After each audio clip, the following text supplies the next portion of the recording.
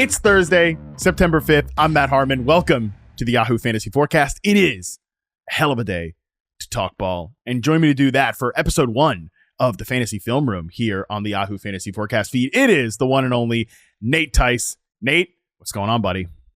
Man, now that when you say Fantasy Film Room and before the show you made the BoJack Horseman crossover episode joke, Yes. the title of the show is like a tag team in wrestling come together, where you have your gimmick and my gimmick come together. It's the Fantasy Film Room. This is just, it's perfect. Like, so you just, hey, like, this is our gimmicks. We're coming together. We get to talk about this every single week. I love it because we get to kind of do a 1-2 every week. As we're potting on Tuesdays during the week, and then we get an idea, we go like, yeah, let's hit that up tomorrow. It's gonna be great. I can't wait for the season to start. I can't wait for ball to start. That's what's gonna be so exciting about all of this. Yeah, our real pre-show conversation was mostly just the two of us being, when can we get some, when do we get the games in? Like, and we know when they're starting, but like, my God, I'm ready for new data. I'm ready for things to react to, because this is essentially our 100th preview episode, just probably even me and you together at this point, since we started Football 301, since I've started having you on this podcast a lot. So we've potted together plenty already at this point. I've certainly, and you have otherwise too, previewed the season about a billion times, but we're going to do kind of one last season look ahead here for episode 1 of the Fantasy Film Room. But let me explain kind of the flow of this show and what people can expect every single week. We're basically going to break this in to 3 parts. The first part, I'm going to pick sort of a trending topic from the fantasy world for Nate and I to both dive into the film and sort of from an X's and O's perspective, try to tell you why something is happening. I think that the biggest thing for fantasy analysts and NFL analysts as a whole is to try to inform the fan, like, hey, not just like what is happening. Anyone can hop on a mic and tell you, this guy scored this many points and it was good or it was bad, but we want to dive into why and the process of that, and especially some of these big picture things. And we're going to have one of those topics today. I think it's going to be even better again once we have games to react to, when some player that you or I, Nate, we're inevitably super high on has some poor showing in week 1. It's going to be great to be able to break that down here on this particular pod. So kind of that's more so what we're going to do. But today we'll take it very big picture. In part 2, this is where Nate is just going to absolutely cook. He's going to have one thing that he's nerding out on. Again, it's more of a season preview type thing in this one, but it'll be more so game based once they kick off. And then one thing he wants people to like, because if I know my guy Nate Tice, you love some weird stuff, man, and some things that and some things that other people maybe aren't that into, but you're going to try to, in this segment, to convince people that they should like this thing that you like, a little bit fantasy hipster of you, which I think will be pretty cool. And then in the final part, we're just going to break down the Thursday night football game and do some props, do some big picture talk again. But that's sort of how the flow of this show will be every single week.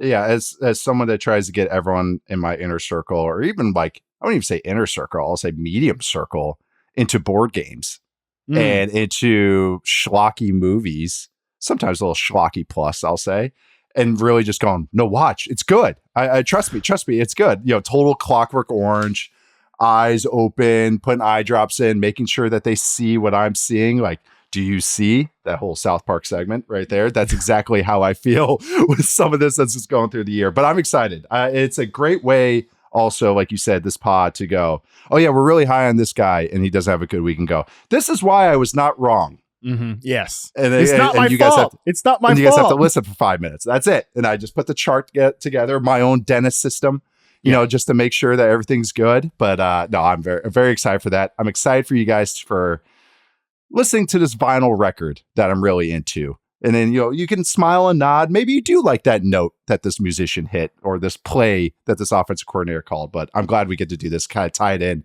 maybe some tangible stuff that you can use for fantasy purposes. As a current NFL Network guy, Nate Tice, I'll say as a former, we're doing 2 former NFL Network callbacks from my days there, which is one, you do truly sound like a fantasy hipster. Matt Franciscovich, my old buddy, and I used to do a segment on TV called The Fantasy Hipsters, where we basically like, listen to this vinyl record and cold brew and IPA and all the typical hipster layup jokes with my big rimmed glasses at the time that I'm still have. Mine right here. Yeah, I still have the damn headshot on Yahoo. I haven't worn my glasses full time, and it looks good. No, it's horrific. And then the second thing is, we used to play a game on the old podcast called Has Harmon Seen It? Because you haven't quite figured this out about me yet. You will over the course of the year. My movie literacy is very, very, very low. So you'll have to culture me throughout the course of this season as we try to culture the listeners.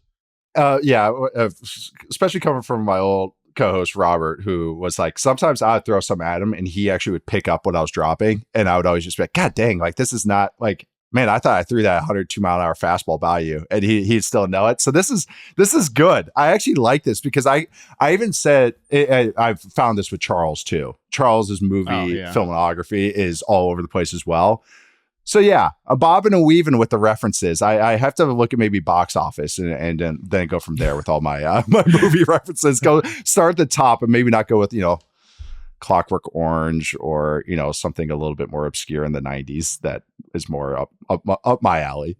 Well, I always say when people give me flack for not watching enough movies, I always say, I don't have time to go see films. I'm too busy watching the film, baby. So that is a perfect transition into our show today as we get into episode 1 of the Fantasy Film Room. So my trending topic for us to talk about today, and again, this is more macro than I will usually go with this, because like I said, I do want to focus this on underperforming or overperforming trends. Once we kind of get game data here, we get actual current game film to watch. But I wanted to talk about, just trying to pitch right down the middle here for Nate Tice, I wanted to talk about teams trending towards more heavy personnel and how that impacts fantasy players, because I do think this is a really big deal. So I looked at a lot of first down data for this to just try to get teams' intent with some of this stuff here. So last year in 2023, only 5 teams used 11 personnel on at least 60%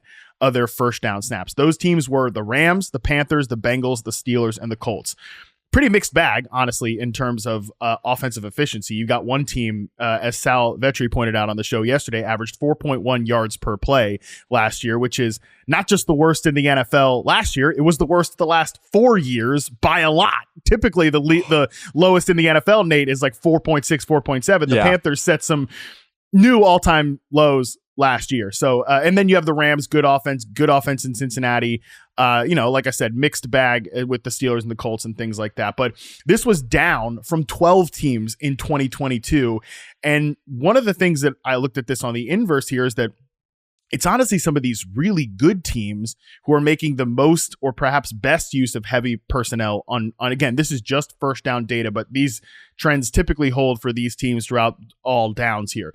The Packers on first down ranked 3rd with 32% of their snaps coming in 12 personnel. The Chiefs led the NFL, and as you and I know this from our Super Bowl conversation, Nate, with 9% of their plays in 13 personnel, and they were also top 12 in 12 personnel. The Dolphins, the 49ers, Ravens, and the Texans were the only teams at or above 29% or more in 21 personnel, which is 2 backs and 1 tight end. So the fullbacks are back, baby, and the 49ers and Ravens also were top 3 in 22 personnel, which is just 1 wide receiver, 2 backs, 2 tight ends. So I say all this to say, Nate, to ask you, why are teams moving more in this direction from a schematic standpoint, since it does seem like they are? It's the first thing is when you are in 11 personnel, unless you do, and this will get to what the Rams have done the last few years, that much has been made about what the Rams have done with their 11 personnel, but there are pros and cons of everything you do in football. Whether it's the personnel, whether it's the formation you use, whether it's the defensive call you have, it's the front you have, it's the running back that you have in the game. Like every little thing matters and has positives and negatives. So when you're in 11 personnel with 3 receivers, you limit the run menu that you can get to. And what that does is it makes you predictable. And that is death in the NFL, is being predictable. That is, you don't want to have tendencies, or if you do have a tendency, you want to make sure you set it up like, hey, it's coming, and then you break the tendency once the season goes along. So what 11 personnel started to do was defenses are very, very smart in the NFL these days. All this data that we use right now for offense, defenses use it And they use the same exact stuff, that these trends, tendencies. So when they said, oh, you're in 11 personnel, you're in this formation, say the Bengals or something like that. Okay, we know that zone's coming, this zone run. Okay, then we can call this play, and 80% of the time we'll be right. You're betting chances here, probabilities. So when you get into 12 with 2 tight ends, old school wise, it used to be you had a big blocking burly wide tight end, and then the receiving tight end was kind of a hybrid guy, not so much a true receiving tight end. Guys have gotten lighter at that position, more athletic. You don't see the wide tight end anymore, but there are some of those coming back. And this is kind of what has trickled up from college. Receiving tight ends are kind of coming back. That 235 pound to 245 pound guy, you might not see this reflected in fantasy all the time. Some guys, yes, like a Trey McBride or something like that. But most of the times I'm saying these guys are more the secondary roles, the auxiliary roles. But it's a reflection of you're trying to make the defense or be unpredictable to the defense now. We have 2 tight ends. We can do a bunch of different runs with 2 tight ends because now we have a 235-pound guy blocking a 230-pound linebacker instead of a 200-pound receiver, a 190-pound receiver trying to block that 230-pound linebacker, that 215-pound safety. It's weight. Like, it really is. It's all about size matching size. So when you get to 12 personnel, you get to 21 personnel, you are bringing back the adjuster. And this is kind of a little kind of football, I know football 301, but football 101 or football history is there. We always talk about the X, the Z, the Y, X, Y, Z, X, Y, Z. That is traditional 2 receivers tight end. The adjuster role is traditionally the fullback. That is why it's called the F when you write it up on a chalkboard. But as football expanded and personnel changed late in the 80s, especially with Joe Gibbs, the F became the second tight end. And that was to counter LT, it was do a whole bunch of stuff, make stuff more balanced. Then we got to 3 wide receivers, and that became the F. So what like football is, it's all in cycles, is that the F, the adjuster, has moved back into the backfield, has moved back into the wing position. The Rams were doing 11 personnel and using Cooper Kupp as the F, quote unquote, but he was a tight end sometimes, or running back, or a fullback sometimes, a slot receiver sometimes. That was that whole 11 and a half personnel. So what I think is happening is that there are more of these tight ends that are available, that are actually decent players that can play snaps for you, 20 snaps a game, that also coaches have become more, they've expanded their minds on how to use them. Blocking, they don't try to ask them to block a 270-pound DN. They say, hey, let's just have you go to the second level. So as coordinators have gotten creative, as personnel has changed, as they've realized that there's benefits to not being predictable because now you're dictating things with this personnel grouping, that's all it is. As it just kind of, again, football goes in cycles, and now there's a ton of receivers, and because there's a ton of receivers, defenses know how to counter that better. So, okay, how do we zag while everyone else is doing that? Okay, let's get the tight end back on the field. Yeah, I mean, I think that was a perfect breakdown, both from like why it makes sense from a schematic standpoint and then the cycle of the league, because, this isn't necessarily reflected in fantasy, and that there's not a lot of bell cow backs, right? But there are a lot of good and efficient run games. And that's where it's been sort of like, okay, yeah, the Lions are one of the best run games in the NFL, but they're playing 2 running backs. And, that will even, I feel like there's a future scenario, not to get people are already on, week 1 tilt, not to get people, Jahmyr Gibbs Dynasty Bros on like 2 years from now tilt. I can almost guarantee you that Dave Montgomery at some point is going to leave the Lions, and everybody's like, oh, Jahmyr Gibbs, like bell cow back time. And they'll probably draft another one in the third, like a David Montgomery in the 3rd round, and just keep that moving. Now they can afford, there's signing guys now, but when they signed Montgomery, it was a lot of guys on cheap deals. They could afford to get like a pro version of that. They'll probably just look for the next version of that in the draft, because that's just the way NFL teams treat their running backs these days. And, that cycle of that, I don't know if that's ever going to be broken. So while it hasn't trickled into that respect, we do have a lot of efficient and creative run games. And that has created ecosystems where guys like Kyron Williams can come out of nowhere with the LA Rams, right? Where, I think Jonathan Taylor's in line for a huge year if he can dominate. He might be one of those exceptions of a bell cow back, but, other guys have cycled in and out of there over the years. So that's part of it. I know we're going to talk about in your second part of the show here, one of the teams that has really jumped up from a run game perspective, leaning into some of these trends, and one back who might actually, I think, go down as a pretty decent fantasy value this year. But again, that's in part two. I want to focus on the tight end part of this here for a second before we talk about wide receivers, because you mentioned that this hasn't necessarily been reflected in fantasy. I would say that the fact that we have 4 guys this year who generally operated in tier 1 at the tight end position does make this a little bit different, because typically it's just been Kelsey. He's that movable chess piece as the tight end. But now we do kind of have like Laporta is a little bit of that guy. Trey McBride is that guy. Mark Andrews, I think, was a value all draft season because he remains that guy and is still, I mean, I know he had a little bit of an off season, like he was in a car accident. He was kind of questionable for a while. He's had a rough year. He's had a rough year. He's had a rough year. But it sounds like he's going to be okay for week 1. The game will break down later. And again, I think he's a tier 1 tight end. There's also guys in my second tier. Jake Ferguson has kind of become this guy. Kyle Pitts, again, banged up coming into week 1 because of course, why not? He should be that guy. David Njoku's kind of developed into a all around tight end. So there has been guys, and Dalton Kincaid, of course, with the Bills. We'll break them down later. There are more options, I think, at tight end, even if it's not as deep as we'd like. It's probably deeper in the NFL than it's deeper in fantasy. But maybe in 3 years, that looks different.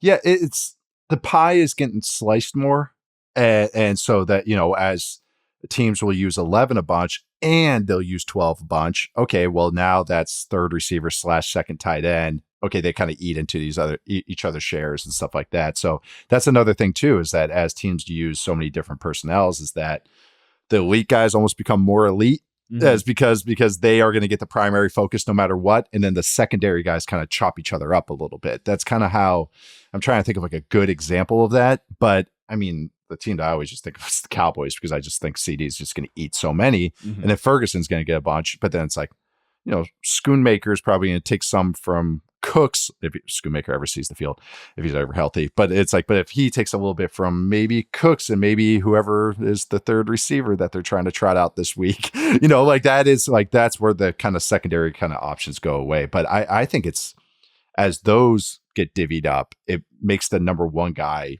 if you have one, and I'm not just saying that your number 1 target, I'm saying the top 6 receivers in the league or Travis Kelce, that becomes even more important as they take the primary focus. I'll also say, you mentioned Laporta and Kincaid too. When I was talking about kind of the creativity of how coaches are using them, those 2 tight ends are what come to mind as far as what Joe Brady and Ben Johnson did with them. And I don't want to kind of take away too much, but from what I'm going to say later, but with Ben Johnson, how he used Laporta and Amon-Ra St. Brown and the what I call inverted looks, where Amon-Ra St. Brown is in the tight end spot. Laporta is split out as a receiver, because St. Brown can block and he's pretty good, playing in line and doing all the power slot stuff. And Laporta is athletic enough to win one-on-one on the outside. Because he could beat safeties and beat DBs one-on-one, that made that all valid. But that used to be back in the day, like, all right, it was just how Travis Kelce's used. ISO receiver, you're kind of an X receiver. Now they're doing these 2-man combinations. He's not getting asked to block and do all the stuff that I thought would limit him a little bit early in his career. They're being just understanding of what they're really good at and what we're going to hide what they're bad at.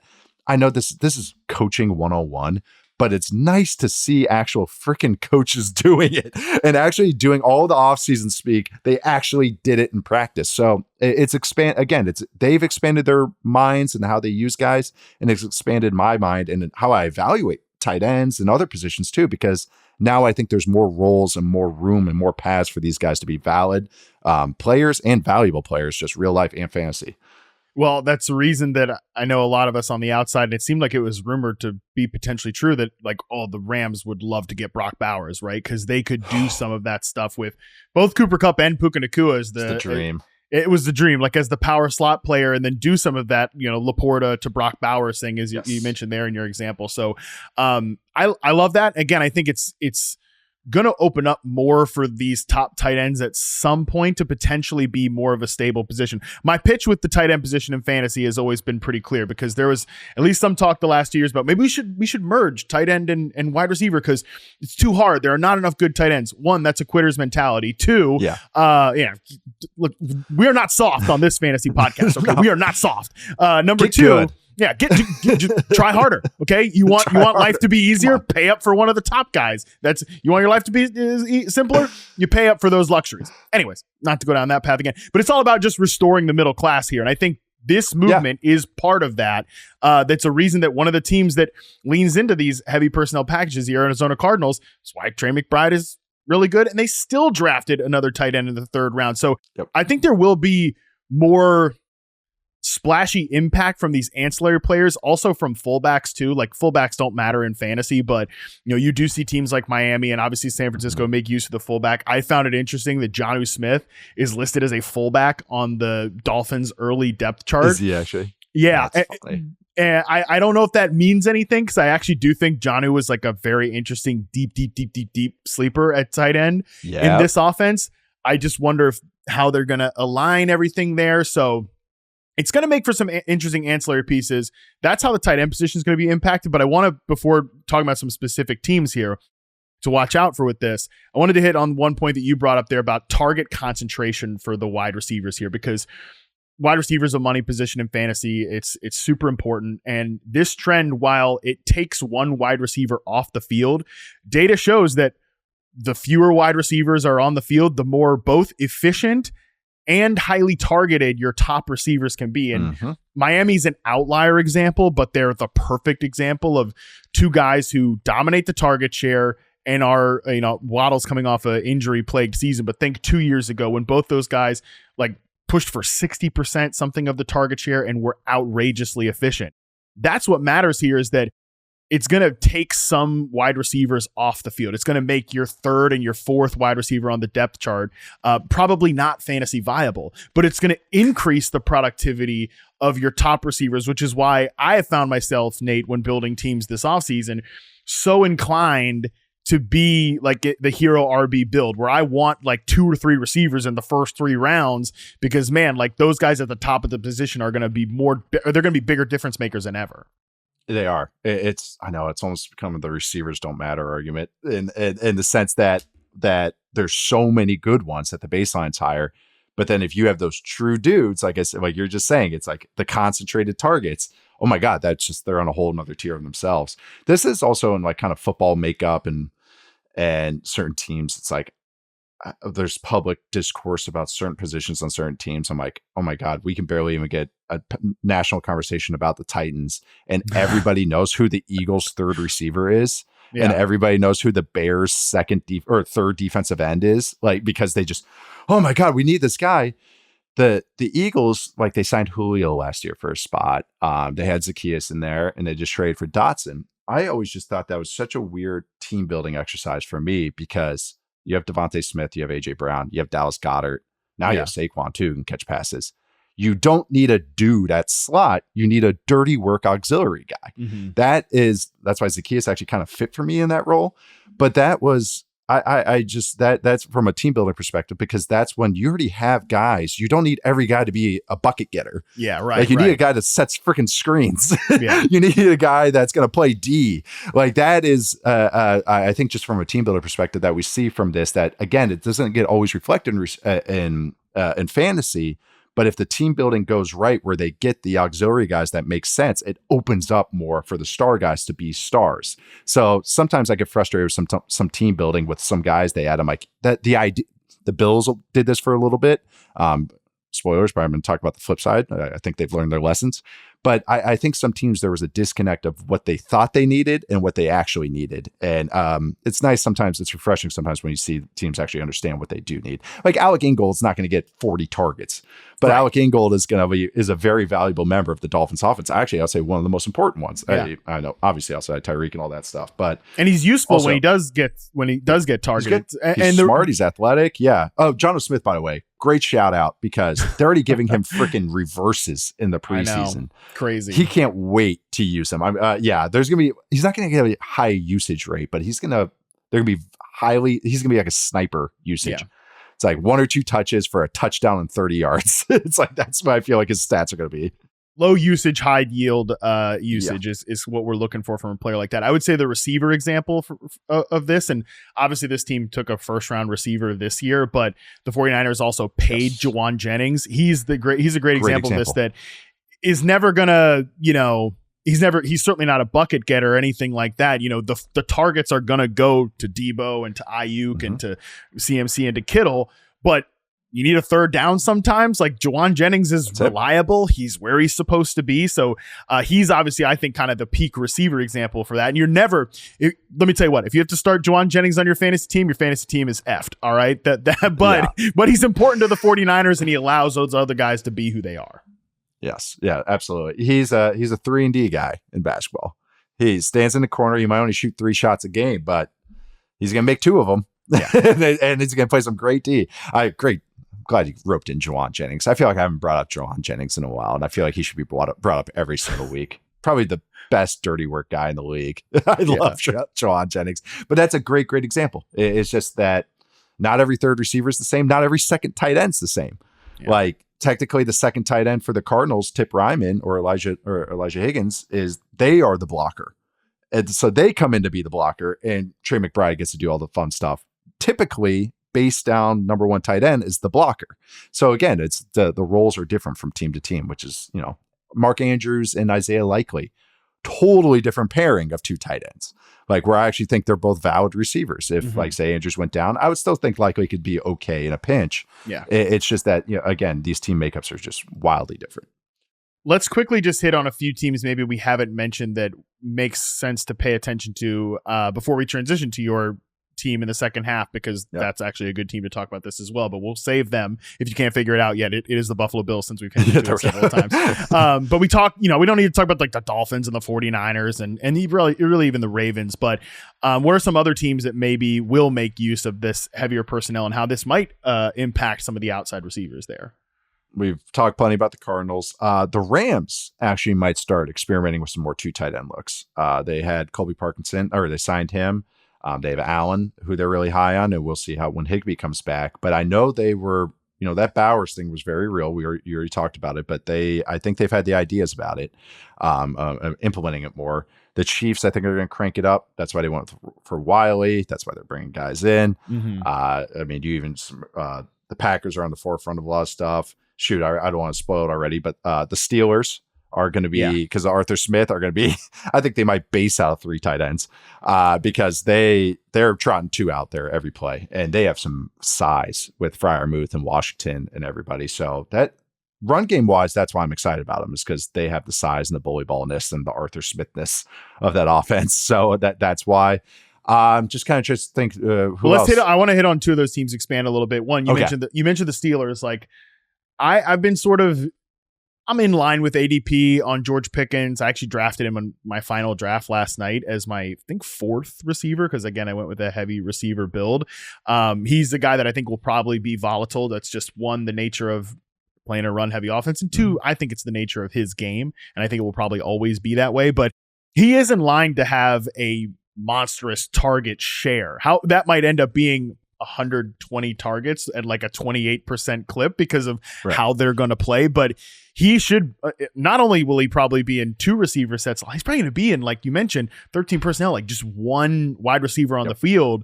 And as much as I like Freiermuth and the whole Darnell Washington thing is interesting, your top target getter is going to be George Pickens on a variety of those plays. So he's interesting there. And then with the Packers guys, I feel like, it's everybody. I know. It's just, I know. We're going to talk about that game because we're going to preview the Eagles Packers game a little bit briefly. But man, I just, 2 of these guys are going to be like complete, not zeros in fantasy, but they're going to be impossible to play just because they are going to play these 2 tight ends. And I think they're going to, I don't even know if like Musgrave or Kraft will emerge as fantasy starters, but they're going to be these potentially low usage, high yield plays, like the routes that they can get them on.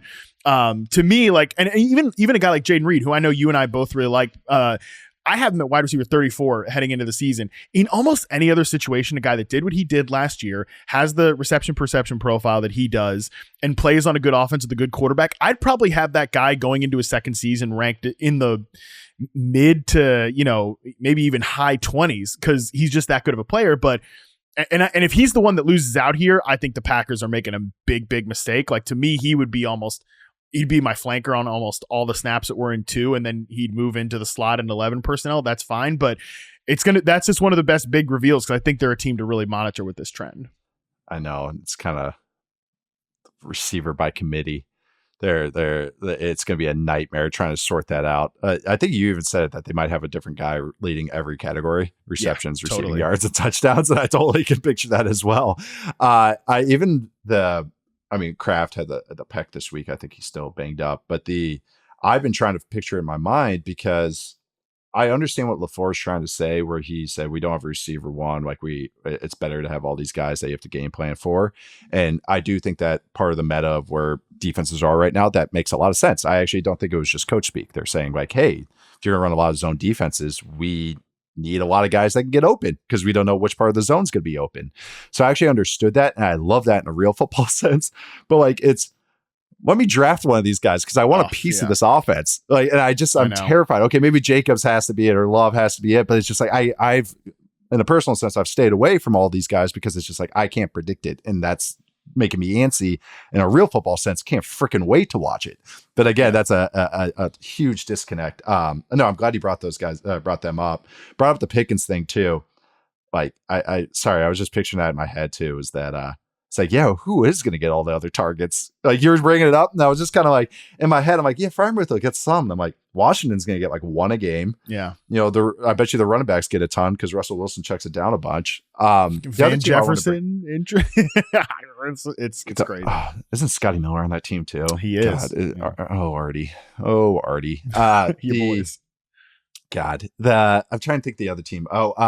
The Titans will be interesting. I like their 2 tight end looks. I'm a big fan of Josh Wiley and Chig.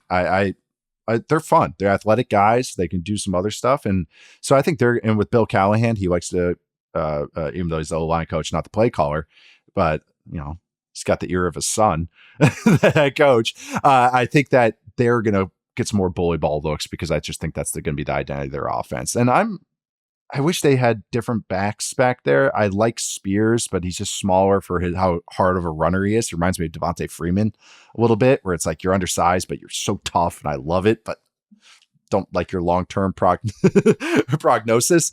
And then Palmer's, is allergic to running between the tackles. So I just don't like that. Even if I like the makeup of where that run game is going, I think they need one more little piece next year's draft. But that's another team I'm looking at with kind of tight end usage. Oh shit, the Vegas Raiders. Yeah, I mean Michael Mayer and Brock Bowers. Like, so if any other team with a cool quarterback and maybe some. No offense to Luke Getsy, he's fine, but it's just somebody else, some innovative guy that was like Sean McVay. I'd be really stoked about two tight end prospects I've been highest on in the past 10 years since I've been doing this, and they're on the same team and they're both really good. That should get us more excited. It's just that kind of gets lost on the strip here in Las Vegas. All right, well, let's throw to a break and come back and talk about a team that is making more use of 12 personnel and is certainly higher on the interest scale from a quarterback perspective than the Gardner Minshew, Aiden O'Connell battle.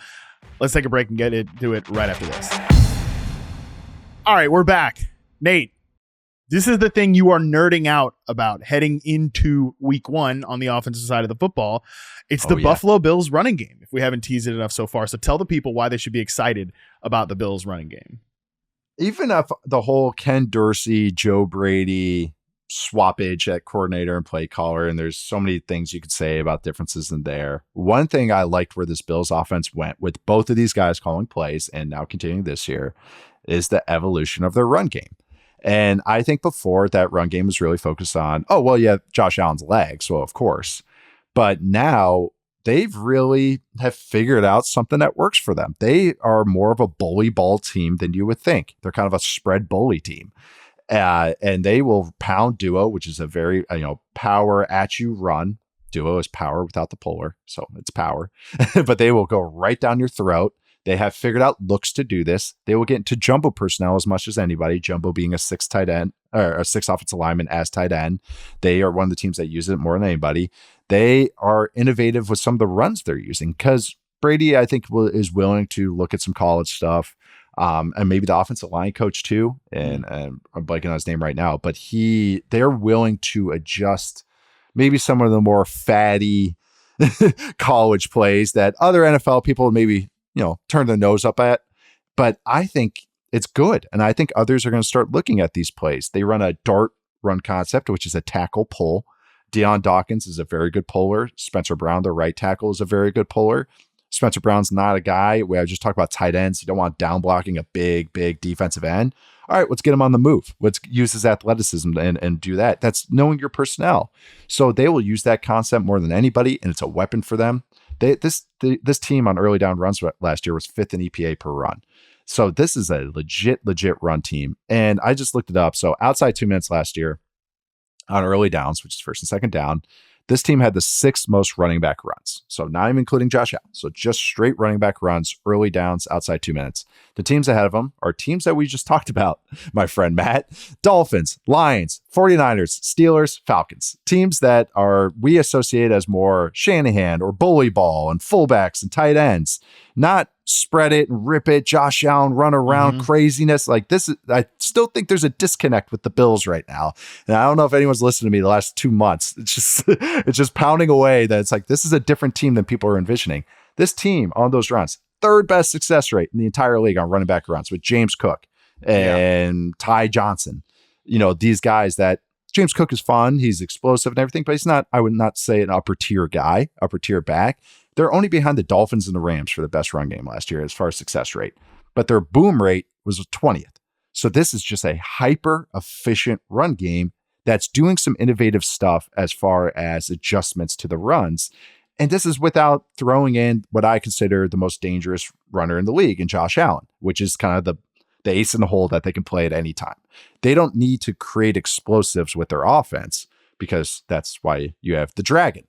You have Josh Allen. He's the explosive play machine. You do this run game, this nickel and dime pass game that I think they're going to lean into, that is to lift the bar, lift up the floor of this offense. Josh puts us over the top. And I like that formula a lot. And this is the last thing about just personnel makeup with this. And this is, you're going to laugh because this is just total caricature of myself. Receivers as blockers in this freaking offense. Yeah, they have Mac Hollins playing snaps in this offense. He's there to block, guys. I've watched more Mac Hollins than anybody watching the Falcons last year and the Raiders before that. He is there to, he's a tight end. That's basically, he's a receiver playing tight end. Remember I talked about inverse looks with maybe a receiver and a tight end, Mac Hollins and Dalton Kincaid. It's kind of like Sam Laporta and Amon-Ra St. Brown, a Diet Coke version. Just a little bit. A 5-cent dollar store version. I was going to say the bottom shelf Kroger diet soda of the the unmarked vodka bottle at the bottom of the shelf. Oh. Yeah, that not even Burnett's, not even Kharkov or Popov.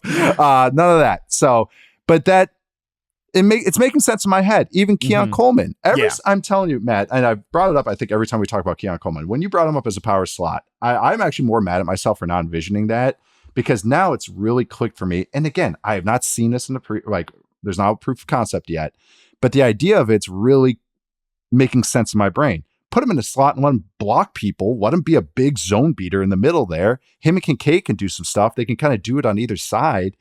That's the formations this team runs more than anybody. So even to have MVS, who's a good blocker, Khalil Shakir does everything well. Good blocking too. And so, yeah, this kind of spread bully Bills run game has me kind of really juiced up. I could talk about other run game adjustments they've made, but it's a little better with film. So I'll save that until the season starts. But it's this Bills run game's really kind of got me juiced up. And I think that it's kind of gotten dropped by the wayside as maybe some more shiny new toys are kind of popping up around the league. A lot of fantasy threads to pull there, and I want to just hit the receivers before we talk about James Cook. Where, like when you talked about the Lions at the beginning with those flip-flopping roles between Sam Laporta and Amon-Ra St. Brown, the first thing I thought about was Dalton Kincaid and Keon Coleman. You bring up Mac Hollins, I think Mac Hollins I've been joking about the sacrificial X all off season. He's the one guy I think actually will do. Like he will do it. I guarantee you exactly we are going to talk about this in week 1. People will be upset by how much Mac Hollins plays in week 1. Like I drafted Curtis Samuel, I drafted Khalil Shakir, I drafted Keon Coleman in Dynasty. What the hell is Mac Hollins doing out there? It has been a thing basically since the first snap of training camp for the Buffalo Bills that Mac Hollins is the guy who's beating out like MVS and Chase Claypool and these guys, I think, to be that sacrificial X for this team. Yep. But he is going to do the dirty work. He is going to block. He's going to be a part of all those things too. So I think, again, he's just going to play more than people think. So if you are listening to this podcast, you will be the only fantasy listener that is prepared for Mac Hollins to play more in week 1 than he probably. We're not saying to draft him, just saying prep yourself. Do not draft him. Just be prepared when your favorite fantasy analyst tweets out the route participation data from week 1, and Mac Hollins is at, I don't know, Keon Coleman only ran 12 routes and Mac Hollins ran 32. These idiots. These idiots. What are they doing? Maybe Keon Coleman takes a minute for them to figure out what he can do because that's not really what he did at Florida State. I think it's his best usage at the pro level is him being this power slot and using that. But that's why he might be more of a second half of the season type of player. Agreed. And investing in rookie receivers in the second half has been a proven strategy for success in fantasy football. That's why Keon Coleman might be that guy.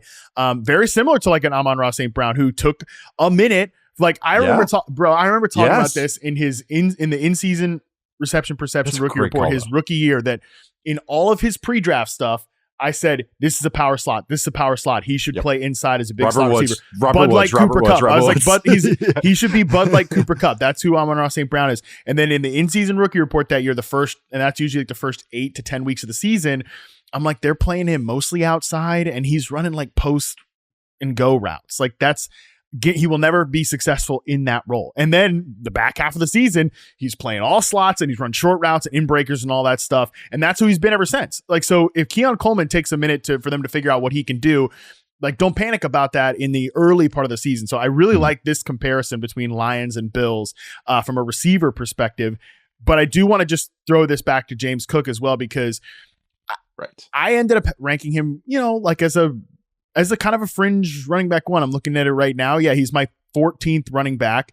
13th, 14th. I like alternated between him and Rashad White. But the reason I think that he could end up being a pretty big value from this group of players here, like that typical start of the running back dead zone, is that one, this rushing efficiency from the Buffalo Bills, as you mentioned. I mean, they were number 1 according to Fantasy Points data in success rate on man gap runs. He's not the perfect running back. Yeah, duo. He's not the perfect running back, but he's a big play guy. And also he's a big play potential threat in the pass game. Last year, the top 4 players in targets per route run on the Bills, Stephon Diggs, then Ty Johnson, only like 7 targets, but small sample size, another running back, Dalton Kincaid, and then 4th was James Cook. Like James Cook was up there, and they had him at a air yards per target number of over 2.0, which is crazy high for a running back. And him and Saquon Barkley are the only 2 guys in the last 2 years to have a air yards per target north of 2.0 at the running back position. That actually ties to the duo run too, is because when they're under center passing, they never straight drop back. It's always play action. And they're tying it with the main run, which is that duo, that run, that man gap run. Those are juicy for the passing game, especially when you have a guy like Josh Allen that can throw it 100 yards, because of the threat of Allen throwing it far, there's so much space. Yeah. So checkdowns become 15-yard gains in this offense. And it reminds me a lot of the Rams in 2018. And I reference this all the time, the Gurley checkdowns. Yes. Because Gurley caught so many that were just 20-yarders because there's so much space in this play action offense. Because they lean into that, that's where Cook is really good at those. I don't know if I have your feelings on Ray Davis, but that type of back made sense for them as far as just having a guy that keeps them on schedule. Because that's what I think, a grinder back. They've been trying to get it. Yeah, we've talked about this because we were talking about they tried to do it with Latavius Murray. They tried to get these guys in here. Yeah. Damian Harris, formerly of Yahoo. They just got, they finally get Ray Davis in there. But then the other thing was Ty Johnson I'm glad you mentioned him, because they started using him as like a de facto fullback. Like they started going like pony personnel, which is 2 running backs, 2 true tailbacks on the field at the same time. And they were they're doing some fun stuff with that at the end of the year. So again, I wish they had, I like Cook. I don't love him. Like I didn't love him as a prospect. I like having him as a player on my team. I don't like him as my main back because he's more of a speed guy. He'll bounce stuff a little bit more than I like. They're built for, if they had trying to think I was not going to say Devin Singletary. They had a fast Devin Singletary. This would be great for him. But but if they had someone that was a guy that stayed on schedule all the time, a Kyron Williams, a Blake Corum, those guys, like just a boom, boom, boom, steady guy. Oh my God, this offense I'd feel even more about. But I get the trade-off to kind of create maybe explosive plays where as you're trying to be efficient with it. Yeah, they're getting part of the Gurley experience, but they're not getting the whole Gurley experience because James Cook. I'm with you. I like him, but he's not Todd Gurley. So maybe Ray Davis, again, deep sleeper type, waiver wire speed dial player. He could maybe be that running back that keeps them on schedule. Week 1, they play your Arizona Cardinals, do the Buffalo Bills at home. They're your Arizona Cardinals. I think the betting line got moved down too. Like people are betting on the Cardinals, so I think it's been. They're all too. Football 301 listeners. Yeah, stop listening.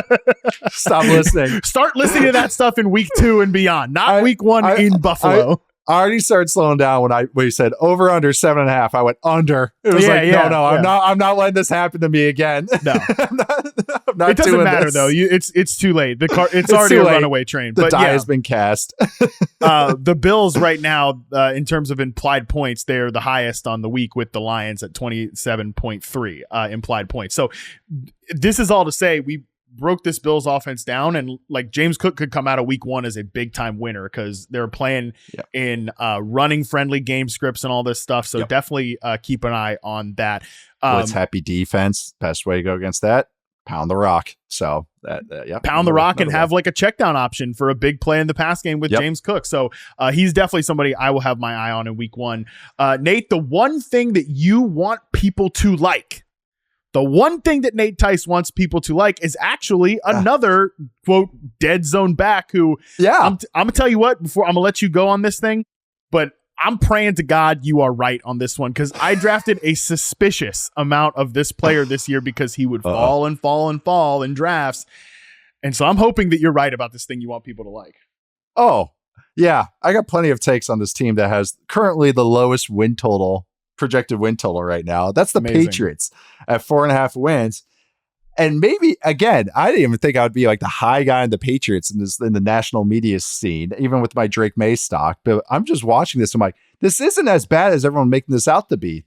First off, the defense is going to be top 10, even without Barmore and Judon. Have we looked at this defense? But looking at the offense, the O-line, and I know much has been made about the O-line. There are a ton of people studying Patriots offensive line tape this August. A ton of people. So I know we have to listen to them. Sense all the sincerity and sarcasm in that. Yeah. No sarcasm, all sincerity in that. The irony of, I laugh at everything I say, and then as soon as I get sarcastic, I don't laugh, if you ever want to tell that I'm being sarcastic. But this run game, and I brought up the offensive line coach. I know more about the Patriots offensive line coach than anybody, with Mr. Peters here, but is that it's a sound offense. Mm-hmm. It is not gimmicky. It's not exciting. It's not going to blow your socks off.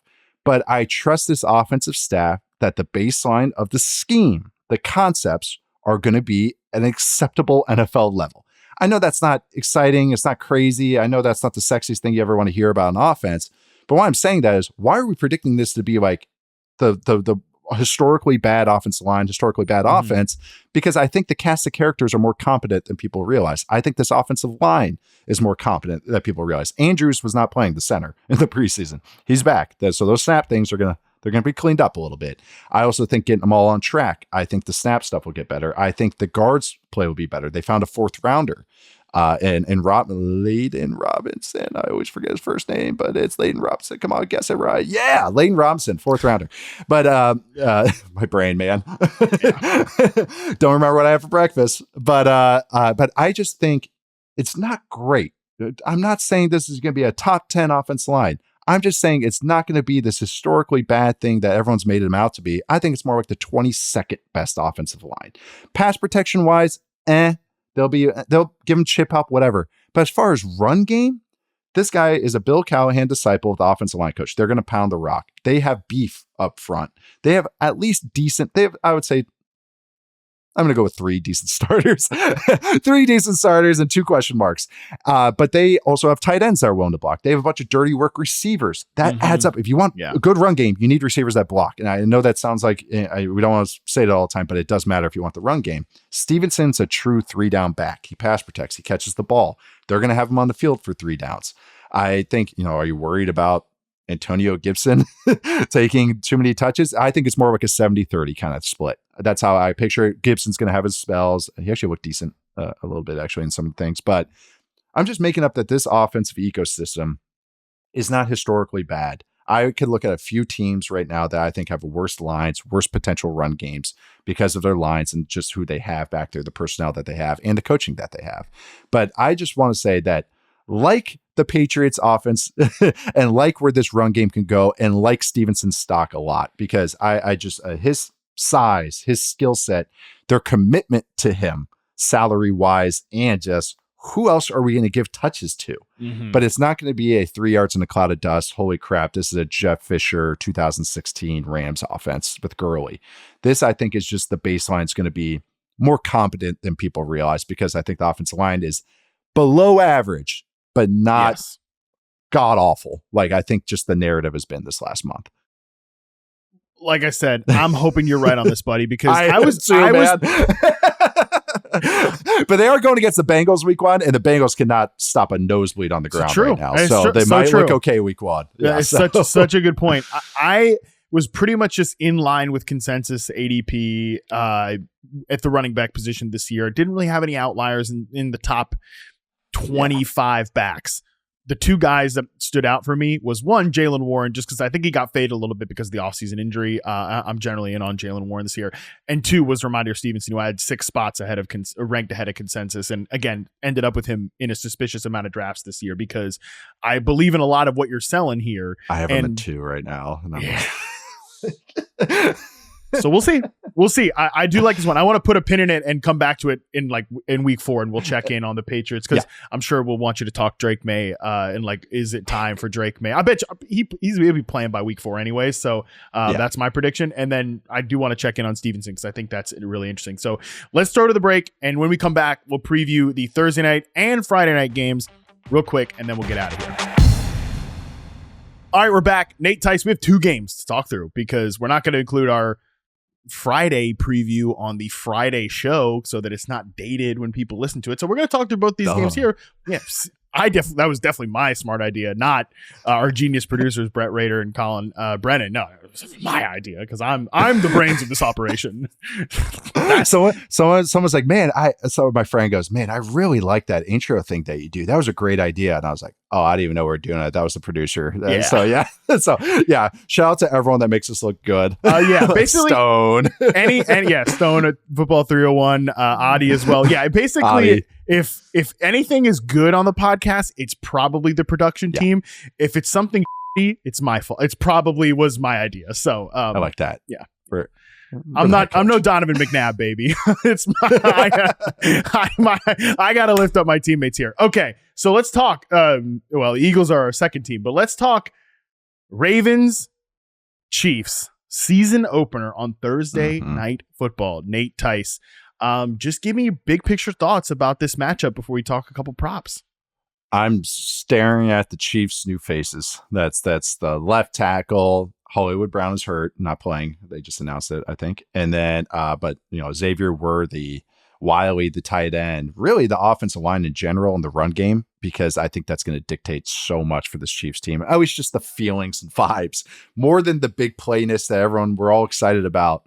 I think it's more just that steady down-to-down run game. Sua Matia, the left tackle, is huge for that. And Trey Smith kind of getting back, who looked good this preseason, but getting back to where his caliber play was, because he took a drop-off last year. So that's why I'm watching for the Chiefs. And Ravens-wise, they got a lot of new coaches on defense. They got new reconfigured faces on their offensive line as well. Not the sexiest things. Then I'm also really excited to look at Lamar Jackson, Derrick Henry in that run game. Yeah, as a football nerd, that is a something I can get ready for. I don't think I'm crazy and hipster in saying that I'm excited to watch those two in action. And I think that's gonna be a lot of fun to watch tomorrow night.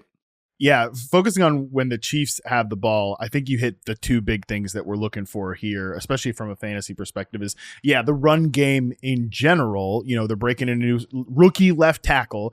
We'll see how that goes. The tackle play was a big talking point in week 1 last year with the Kansas City Chiefs, if you don't remember. Oh, my God, I remember that. and Jawan Taylor jumping snaps. Again, another very serious thing that we should always pay attention to. And they're a perfect team to talk about, too, with like receivers blocking, because Rashee Rice is a big player, and I actually kind of thought blocking's okay. Like it was okay as a rookie. It was fine. I'll give him credit for being. They asked him to run a lot of bubbles for a reason. Yeah, I'll give him credit for at times being willing, but he was willing.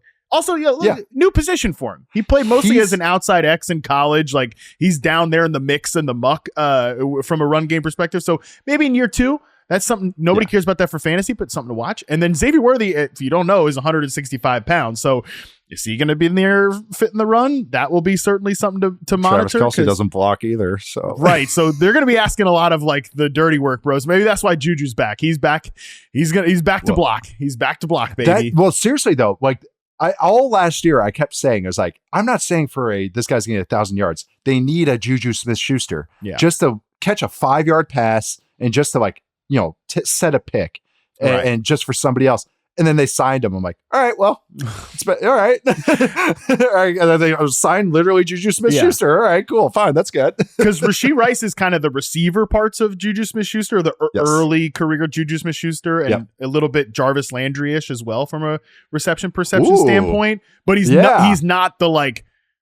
What was his reception perception profile look like? Jarvis Landry. Was that? Oh, that must have been a funky one. It was a weird one, man. I think actually when I look at the, I think I've made this point before, but like historic route percentages, in terms of like slants, number 1 is Rashee Rice's rookie year, at 38.3% slant route rate. Number 2 is actually one of Juju's years, 2021. Not too far down there at 34.1% is Jarvis Landry's rookie year. So, and he also ran about the same amount of screen routes as Rashee Rice. So route percentage, way more flat routes too. Flats, like those are also high in the other route category, which is some of that like reversal stuff, whatever. So pretty similar. Okay, Rice has a little more juice than those two, though. Like that's why it feels a little different.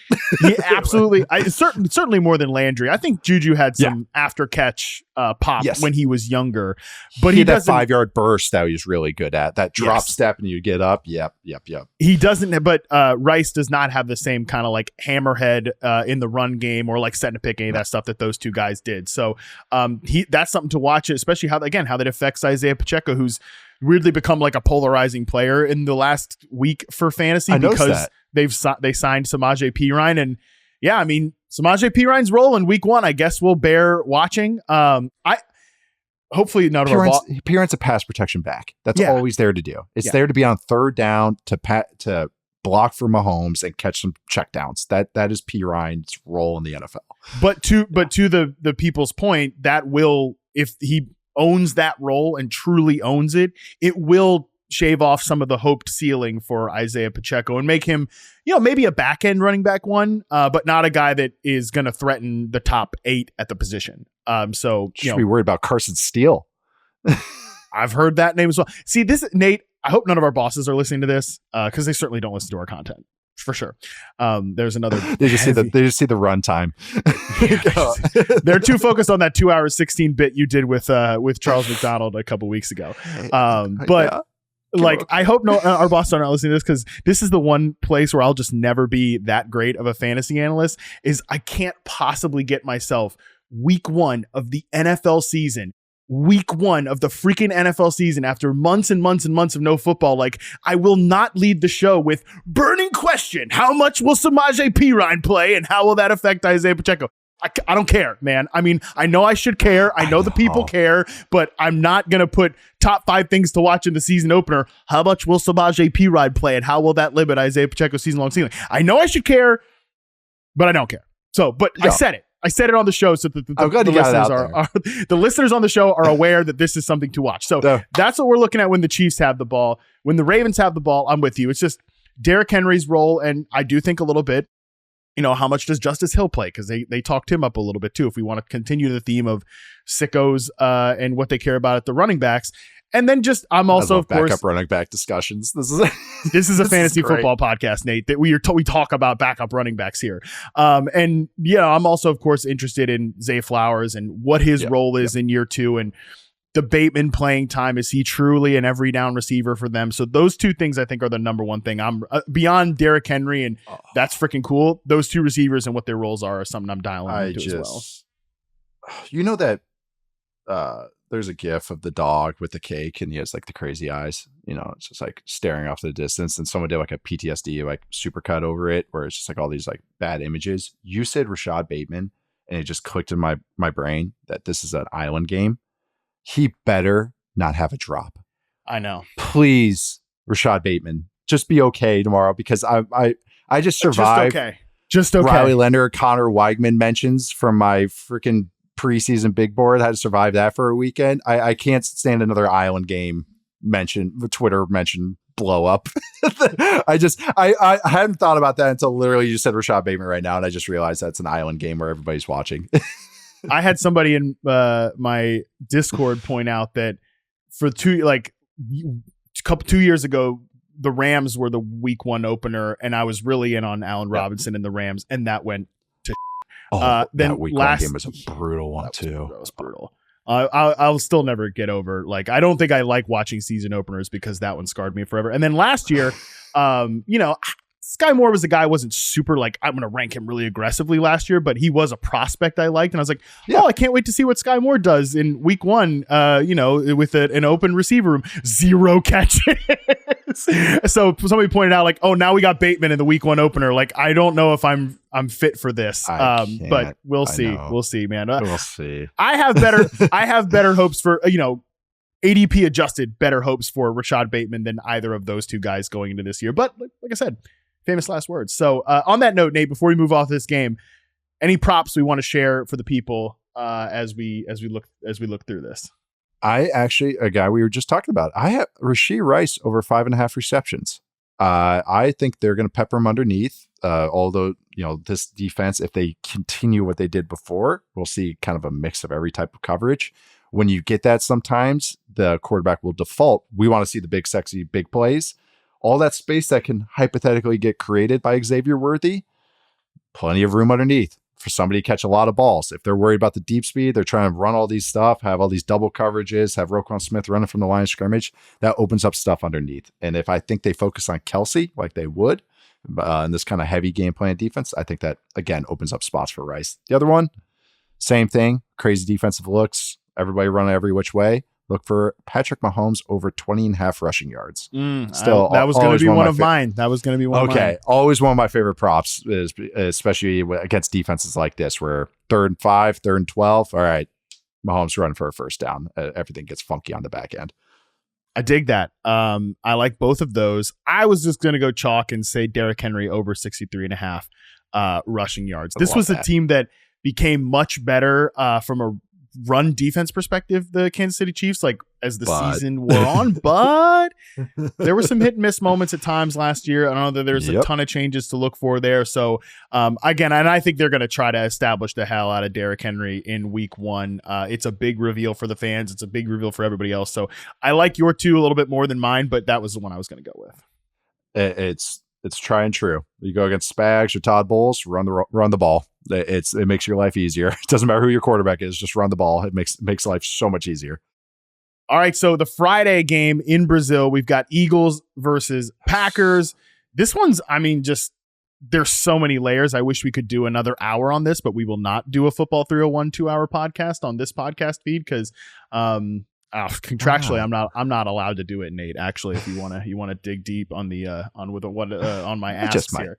Well, you never know. But yeah, so this one's super fascinating. High over under 48.5 point total right now. What are we looking for when let's start with when the Eagles have the ball. What are we looking at when the Eagles have the ball? Oh, just something you and I have talked about, I feel like 40 times now, but it's especially against maybe this defense and some of the looks they'll bring. It's how the center Cam Jurgens plays along with Jalen Hurts, and how this whole offense looks. Is there more motion, which isn't the end all be all, and I think there's other reasons why they limited motion, and I think it's because Jason Kelce didn't like motion, and it changes the picture on everybody. So I'm curious if now he's gone that they let him do it now. So it's just the Kellen Moore-ness of this offense.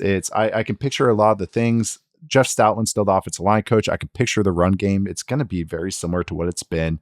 Kellen Moore is willing to run the ball, does a little bit of everything, run the ball, but his passing attacks over the years will use a lot of quick game. They'll use a little bit of everything, a little bit more straight drop back stuff.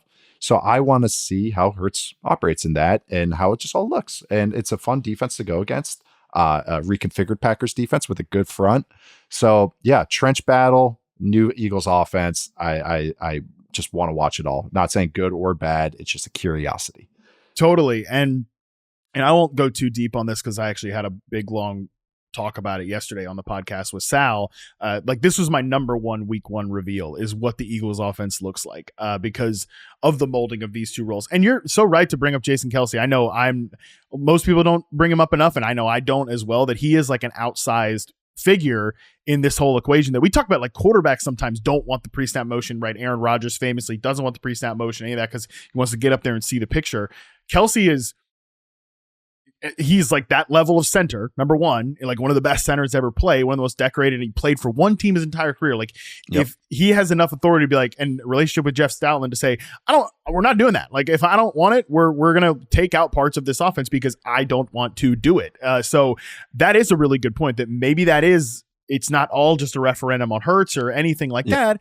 It could be because they have a truly transformative figure at center and they don't need to do all the pre-snap disguising and stuff. Although I think at the end of last year it was kind of proven that they got to at least mix maybe a little bit. They got to mix some of that in there. So I'm super fascinated to see what that looks like in this matchup. What about when the Packers have the ball? I'll just start here. It's a lot of what we talked about at the beginning, Nate, which is, I got to see the receiver rotation. We will be making maybe too big of an adjustment, but we will be making adjustment to rest of season rankings for these wide receivers after week one and the route participation. And, if somebody's at north of 75%, and is it just Romeo Doubs doing the normal Romeo Doubs thing? Like probably the best version of the sacrificial X, but still a little bit sacrificial X receiver-ish? Or is Jaden Reed that player that's going to be on the field for more than he just cannot just be a three receiver set player. He can't. He's too good. He's too good. I said it 1,000 times this offseason. I guarantee you, if by week 4, the Packers, Matt LaFleur is really good at this stuff. So far be it from me, random goofball in his home office, to question Matt LaFleur. But I guarantee you by week 4, if Jaden Reed's playing like 50% of the snaps or running a 50% route share because he's not on the field in 2 receiver sets, Packers fans are going to justifiably be like, what the hell happened to all the guy that did all that stuff for us last year? He was so good. So I can't imagine that he's going to be that player. But again, it's on my radar for rest of season rankings. Yeah, no, it really is for me too. And just because they say he's a slot receiver doesn't mean that they don't move him around. He's not slot only. It's not slot only. It's a big difference. It's not like Tyler Boyd or Christian Kirk, who are slot receivers, very good at it, but that's it. Like if you line them outside against press online, you get a little antsy with that. Reed can line up anywhere. It's just that's his defined role and everything. It's just seeing this offense go and seeing what it all looks like, seeing if Jordan Love ascends even more against this defense that I respect the hell of Vic Fangio. Still have some question marks about how this personnel fits all together. They don't have a lot of beef on the outside. If they have Bryce Huff playing full time, he was been more of a rotational rusher in his career. They lost Devin White at linebacker, I believe. I think he's missing this week in an injury. They have, multiple just question marks along the spine, which is the same exact question marks that I had last year with them. So I was wondering if the Packers just pound the rock, or if they manipulate it with some play action stuff, if they really work that middle of the field, try and get those linebackers going every which way, some of the new faces going every way. It's where you want to attack this type of Fangio defense anyways, but especially with the question marks of personnel, we'll see how much that gets attacked. Yeah, I love that. And it ended up kind of high on Jordan Love this offseason in fantasy just because I can't quite pick the receiver because I like a lot of the receivers. Who's going to throw the ball to those receivers? Right. Let me just draft that guy. I ended up taking a lot of Jordan Love. He's one of like my guys at quarterback this year. So I think he's going to get off to a good start in week 1. In fact, he's one of my player props here. I'm going to take over Jordan Love 257.5 passing yards in this one because a lot of the matchup advantages that you mentioned. And just, again, I think this offense is going to get off to a good start. There are so many different ways that they can attack you because of all of these players. It's hard to pick a player that I like to do the scoring, but I do think Jordan Love is going to get going here in week 1.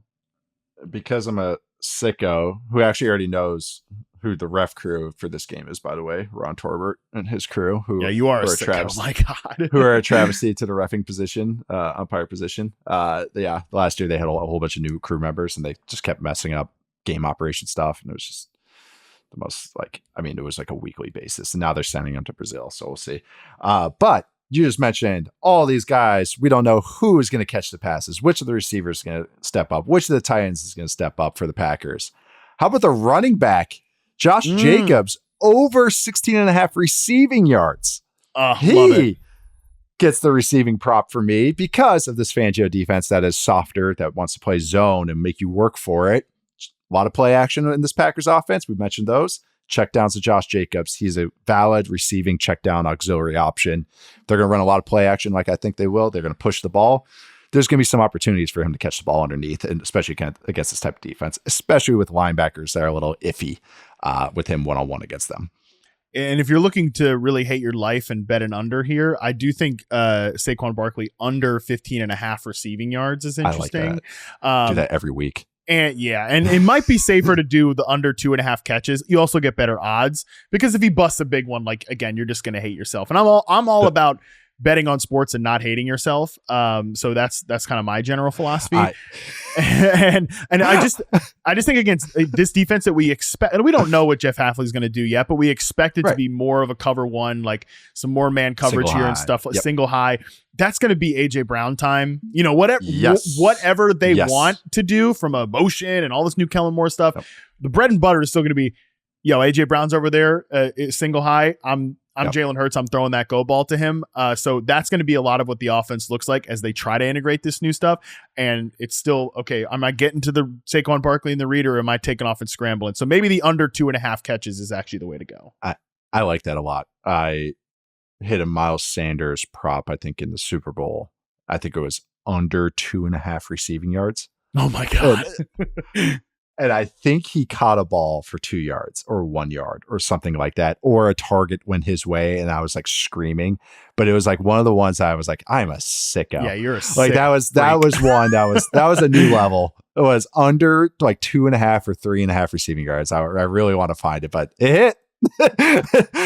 it hit. So that all works out in the end. All right, man. I think that's all we got for today. This was a packed pod. We went through a lot of different things. As much as we're like, man, I just can't wait for the games to get here. It was fun. I know. We talked about the games in a more real sense. We talked about these players in a more of a real sense. So appreciate you doing this with me, man. Tell the people what you got coming out on the site, Football 301, all the things. Oh, yeah. So we have right now, it should be coming out later today being Wednesday. So Wednesday or Thursday I have a Patrick Mahomes Texas Tech film study, just kind of a what did we miss kind of thing. I'm trying to figure out exactly how to, package it all together, but it's interesting. I got 3 games of film to watch. I was checking him out, and really funny to watch what guy that might go down as the greatest football player I've ever seen. First 3 throws I watched against West Virginia, airmailed all 3. Amazing. Sailed him way over the head. That was Drake May. They would talk about his footwork needing 5 years before we could even see him in the field. So it's funny how that works. But also have awards predictions, just like we did on Football 301, doing a kind of a written version of that. All that's come out. Then we have the preview pod coming out tomorrow as well, Football 301. Amazing. Woo, week 1. We're there. Week 1, baby. Hell of a crossover episode, which we'll be doing these every week, Nate Tice. Appreciate the hell out of you for doing it. That is going to be all for us today. On Friday, Andy Behrens and Tara Roberts are going to join me to preview the rest of Sunday's action because week 1 is here. Thanks, everybody, for being here. Thanks, everyone, for listening. If you like the show, hey, we're all in a celebratory mood for week 1. I would celebrate the hell out of you people if you left us a nice 5-star rating and review. 5 stars only. Don't say we love the show 4 stars. No, you love the show, leave it 5 stars. If you don't love the show, just don't pretend like you never heard this and just keep moving. But anyways, week 1 preview. It's coming up. What a time to be alive. On tomorrow's episode. Until then, we're out.